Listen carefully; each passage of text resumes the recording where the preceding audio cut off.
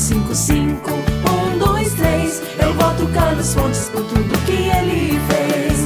Moradias e educação, trabalhando pras famílias com muita dedicação. Honesto e competente, foi eleito e aprovado pelo povo barbarense. É 5, 5, 1, 2, 3. Eu voto Carlos Fontes por tudo que ele fez. É 5, 5, 1, 2, 3. Eu voto Carlos Fontes por tudo que ele fez.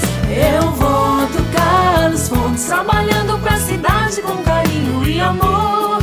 Tá certo, eu confirmei. Carlos Fontes, ficha limpa, é o meu vereador. É 5, 5, 1, 2, 3. Eu voto Carlos Fontes por tudo que ele fez. É 5, 5, 1, 2, 3. Eu voto Carlos Fontes por tudo que ele fez. É 5, 5, 1, 2, 3. Eu voto Carlos Fontes por tudo que ele fez. É 5, 5, 1, 2, 3. Eu voto Carlos Fontes por tudo que ele fez. É 5, 5, 1, 2, 3. Eu voto Carlos Fontes por tudo que ele fez.